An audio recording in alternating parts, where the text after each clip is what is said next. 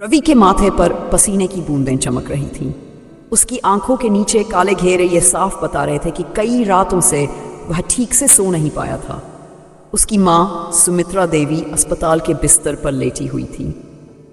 Doctor ने कहा था कि उन्हें जल्द से जल्द ऑपरेशन की ज़रूरत है, लेकिन पैसों का इंतज़ाम कैसे होगा, ये सोच सोचकर रवि परेशान था।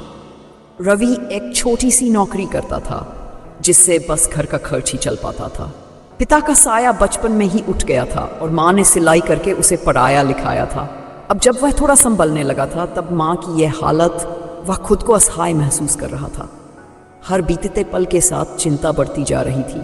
उसने दोस्तों से उधार मांगा, दफ्तर में एडवांस की गुहार लगाई, लेकिन हर तरफ से सिर्फ मायूसी ही हाथ लगी। उसने बैंक में लोन के लिए भी कोशिश की, लेकिन कम सैलरी की वजह से वहां से भी मना कर दिया गया। एक दिन अस्पताल में बैठे हुए उसकी माँ ने उसका हाथ थामा और प्यार से बोली, बेटा चिंता मत कर, सब ठीक हो जाएगा। उनकी आवाज़ में एक अजीब सा सुकून था, जैसे उन्हें अपनी तकलीफ से ज़्यादा बेटे की परेशानी की चिंता थी। रवि की आंखों में आंसू आ गए। वह कैसे न चिंता करे, माँ के बिना उसका जीवन अधूरा था। अचानक उसकी नज़र बगल के बेड पर पड़ी जहाँ एक बूढ़े बाबा लेटे थे। बाबा ने उसे अपने पास बुलाया और बोले, बेटा चिंता किसी भी समस्या का हल नहीं होती। जब कोई रास्ता न दिखे तब ईमानदारी और मेहनत ही सबसे बड़ा सहारा बनती है। रवि को बाबा की बातों ने थोड़ी हिम्मत दी। वह अगले दिन अस्पताल से सीधा अपने पुराने मोहल्ले में गया जहां उसकी माँ सिलाई का काम किया करती थी।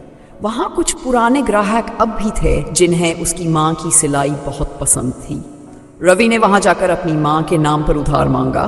कुछ लोगों ने मदद की तो कुछ ने मना कर दिया, लेकिन उसने हार नहीं मानी। इसके बाद उसने ऑनलाइन प्लेटफॉर्म्स पर पैसे जुटाने की कोशिश की, सोशल मीडिया पर अपनी माँ की कहानी लिखी।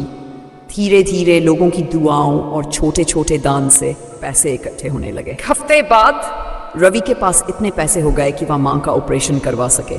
डॉक्टरों ने ऑपरेशन सफलतापूर्वक कर दिया।